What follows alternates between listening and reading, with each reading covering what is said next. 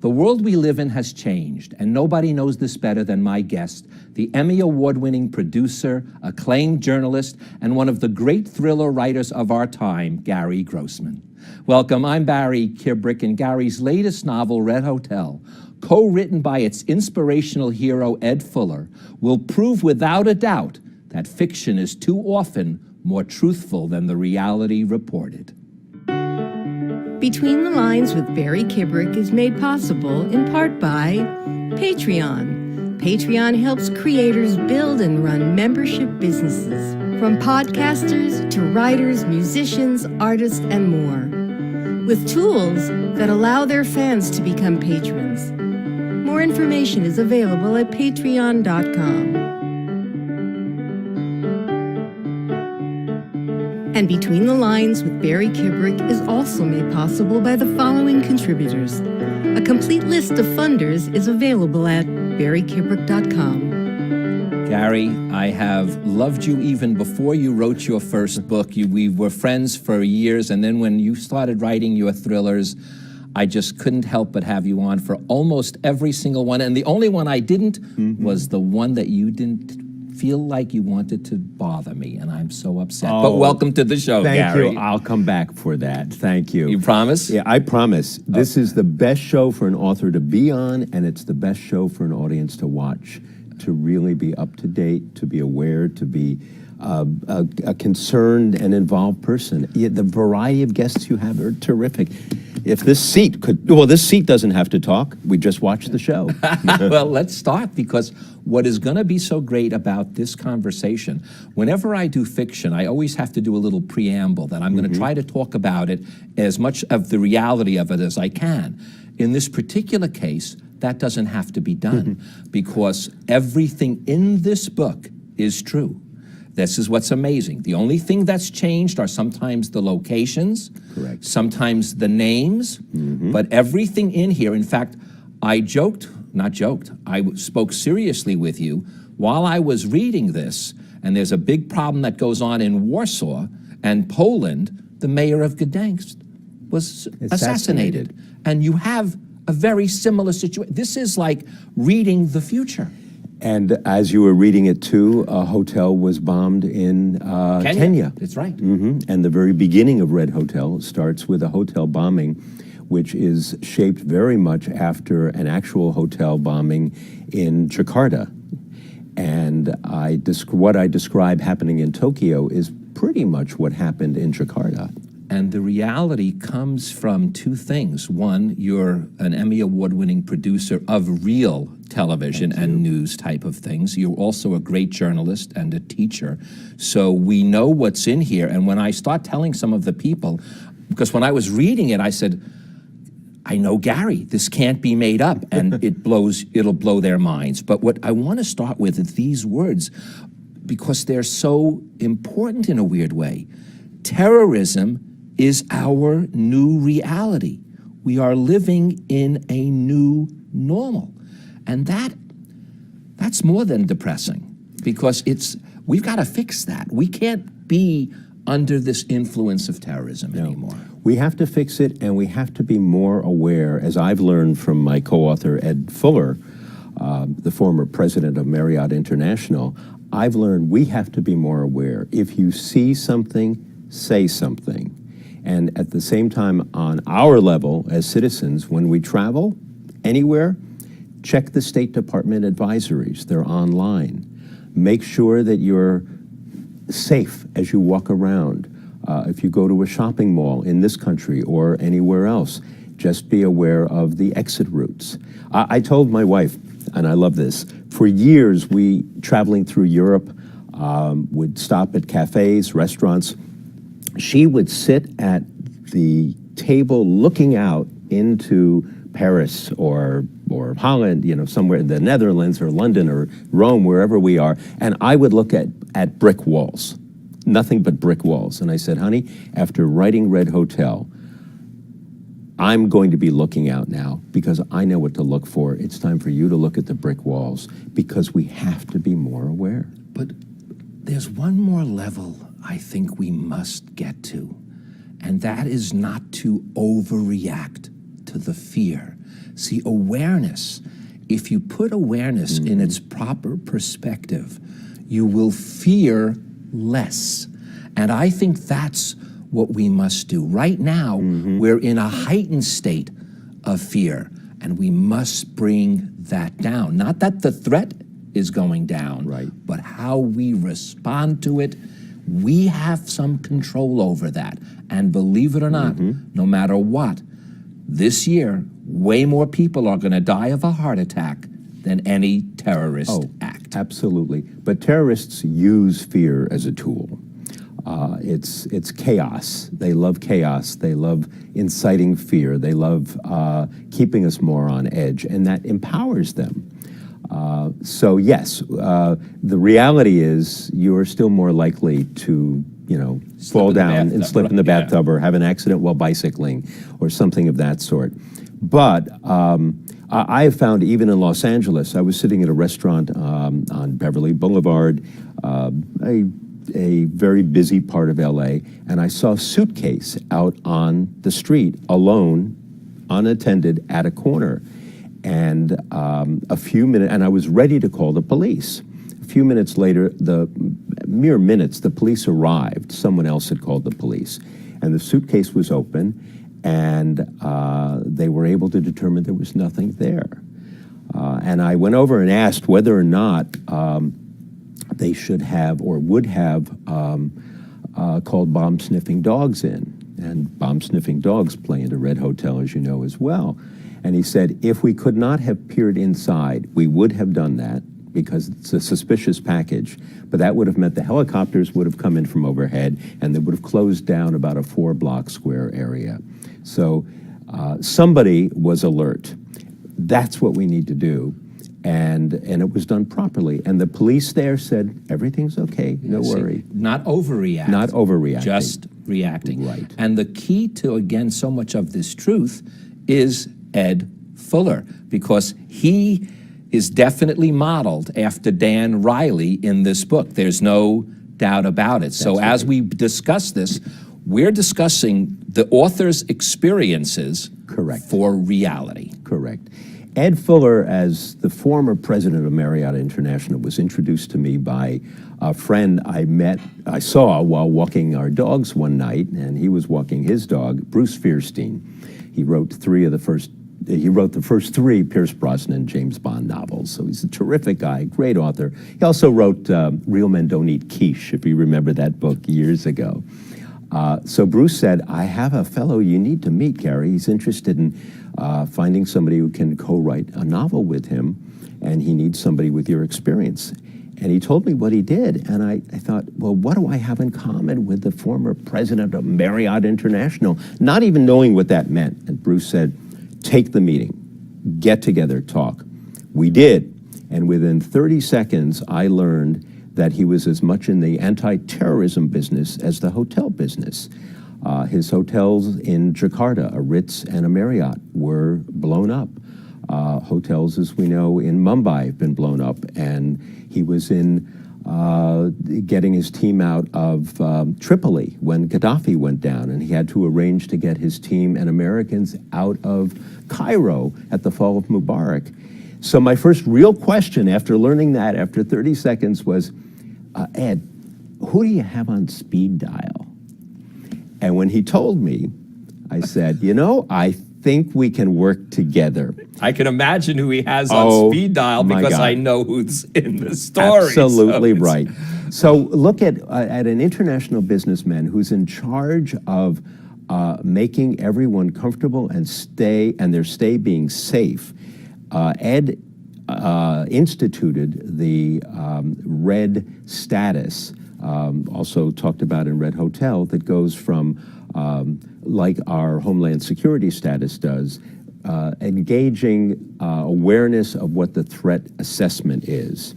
And in the book, going from blue as calm to yellow to orange to red. By the time you get to red, the hotel is pretty well, not so much locked down, but it's defensible, and visibly so, because the harder a target is to attack, the less likely terrorists will go after it.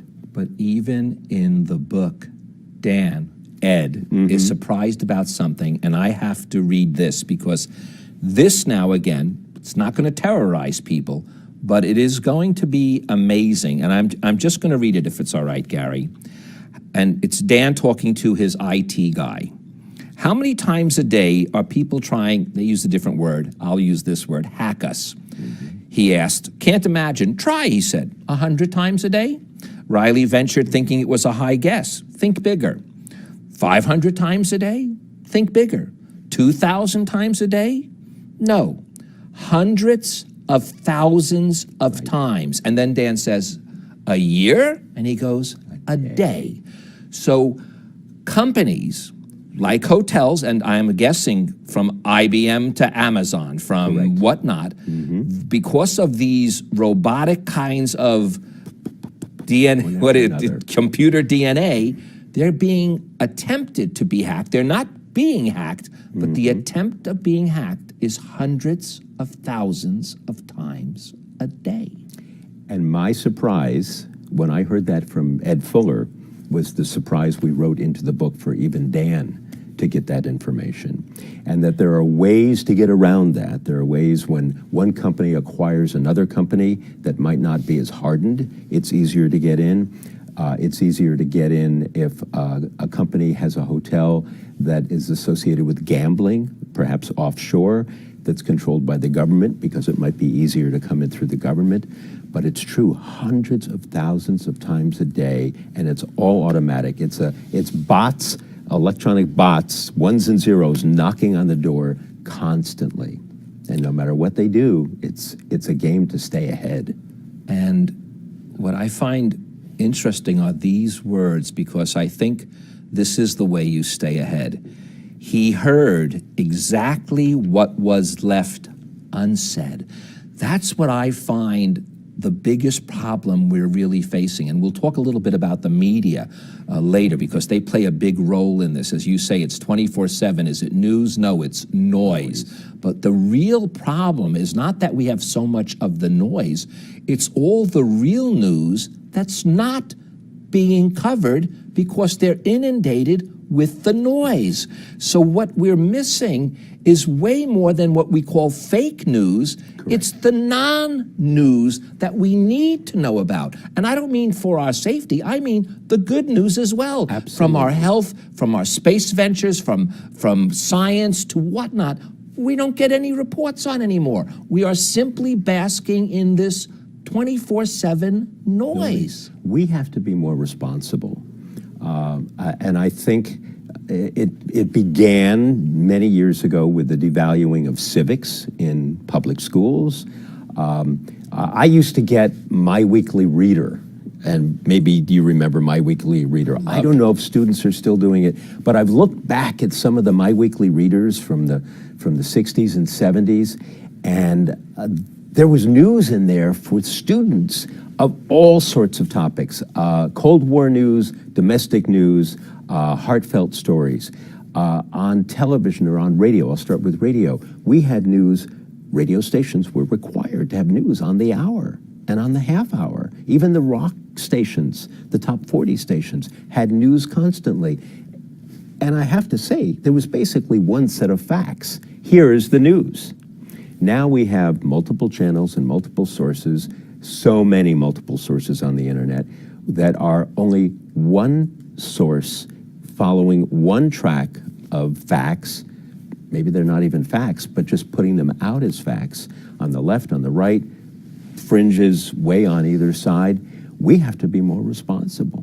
And that's what this book is about. First of all, I got to tell people, this is a thriller where you're catching your breath physically as you read it. And what makes it so much that way for me, as I told you, is that you know it's so real. As I'm reading it, I'm watching the quote news, and things like this are exactly happening, from the involvement of Russia to the involvement of Iran to the involvement of all these different things that are in here. They're happening now. And in fact, as I said before, they're prescient. They are predicting things even that haven't happened. But there's some line that you give, and I want to read it exactly because this is where I think we have some way of keeping the balance. Good, because the balance is important. And here's what it is. You say these words, something's half a bubble off plumb. And just so people know, because it's in the book, and I know Yes. I won't give anything away in the book. This is not giving away anything. But as a carpenter would know, is you have a level. Right. Right? You've got the level, and you're going to see if that bubble is in the middle, and if it's just a little bit off, it's not level. And that's what we're dealing with right now. It's not so much the big things. No. It's the little things that skew. And then as soon as they're skewed, a lot of things just slide right down and fall in our lap. Isn't that amazing? It's just that. That's what I loved about him saying also, everybody matters and everything matters. Did it worry you, though, as you were reading it? Did it tend to worry you more because you were seeing on the news the topic reflected, or the incidences reflected? You know, it actually, this is going to sound funny reading a thriller like this. Reading this actually calmed me a little bit more because, like you said, when you spoke about your wife sitting in the restaurant, you learn things. You do. So you really learn things, how to put them into perspective. You learn, the one thing that Dan never does is get overexcited. He's always calm, takes his deep breath before he needs to act. One thing I've learned in almost all forms of when there's an emergency or anything, and what you bring out here is calmness. Calmness is the key. So in a very strange way, and I know that as a thriller writer, you want people, I was sitting on the edge of my seat. I'm leveling that with you. But when I was done, I felt better. I don't know what else to say. I felt a bit more, you know something? I see this. I can too understand this. And I too can be calm and put it into perspective. Because there are people on the job. With Ed Fuller, I've gone for the past 2 years to the Reagan National Defense Forum at the Reagan Library. And it's been an amazing experience because there's the Secretary of the Army, the Secretary of the Navy, the Secretary of Defense, people from Homeland Security, congressmen and women, senators, and they are talking about the real issues that we face today, many in Red Hotel, many on the front page every day of any newspaper internationally. But I really do have the sense, unlike what I like to write, and unlike, and I love to watch James Bond movies and Bourne movies, but the reality is it really does take multiple people knowing a little piece of a story and sharing it with somebody else. And that adds up to an investigation rather than the lone superhero sweeping in and figuring everything out. That's not the way it happens. But there's also a very interesting borderless comment, and that is the global world is borderless now. And you bring out that in Europe right now, Europe itself, and now we're talking Western Europe, because we're talking, when we're talking about Russia, Eastern Europe and the Ukraine and all Latvia and all of those satellite countries, as you would say. But in Western Europe, European Union, the European Union, there is no more real nationalism or patriotism. And that's right. I know there's a certain aspect that we say we should do away with that, but you know what? There's also then no identity. And Europe right now is suffering immensely from not having an identity. While Russia builds up its identity, while Putin, or Gorshkov in the book, is building up its identity. And I wrote, I think, something to the effect that Gorshkov was wearing a coat woven from the threads of Russian history. There's great Russian history and Russian pride and a sense of nationalism. It's statism as well, that the state is stronger than anything and in fact can even control elements or all of industry. That also harkens back to communism, but it seems to be a Russian principle. and something that is being fed to the Russian citizens in the press day and night. You know, you mentioned something that we have to be so careful of. And you just said, it's not only, by the way, it's not only woven with the Tsarist leaders, Right. it's woven with Stalin, Lenin, everyone. So he's combining it. And what we're getting is a sense, not a sense, a real revisionist history. They're revising history to fit their nation. And what is so immensely dangerous, I'm finding out, is we're doing a little bit of that ourselves. We're doing a lot. We are doing a lot of that ourselves. We're trying to whitewash history. And if we do, we will not be able to understand the true liberations that were required to get us where we were. There's a great line I heard about, I don't remember who said it, but they asked this fellow about Russia, and he said, you know, we don't know our past because it was so revised, but we're certain of our future. Oh, that's an incredible line. Isn't that a great line? That we don't know our past, but we're certain of our future, and it's going to be miserable. And with the past buried or revisionist history being controlled by leaders, it is very dangerous when people forget what the past is, or they hearken on how wonderful the past was, when in fact, communist Russia, and even today, it's a failed economy. It's a absolutely failed economy. But if you can create and build up your enemy, then you create that sense of nationalism, or you foment that sense of nationalism, and that replaces even hunger, it seems. And in fact, you even give a description of the difference between patriotism and nationalism, because to be a patriot is not as negative as to be, quote, an exact nationalist, where you want pride in your country and your nation. What you don't want is to be anti all the others. That's where I think it falls in. In fact, if every nation had pride in their nation, but also respected and loved the other nations who had pride in their nations, we would be much better off than no nations, no borders. And yes, because then you end up with literally only the strongest winning. I think ultimately, because we're more concerned about ourselves, and there's, excuse me, less of a chance of us understanding where we belong in the world and what our responsibility is, let's assume that in real life, or in the pages of Red Hotel or any other book, that... No, not any other book. Okay, Red Hotel. Red Hotel. Okay, I'm thank telling you. you, Gary. Thank it's not you. any other book. Red I Hotel. read thousands of books, all right? Then we'll stick with Red Hotel, thank you. Let's assume that Nikolai Gorshkov does move into Latvia, or he does move into Ukraine completely, from Crimea over to Ukraine.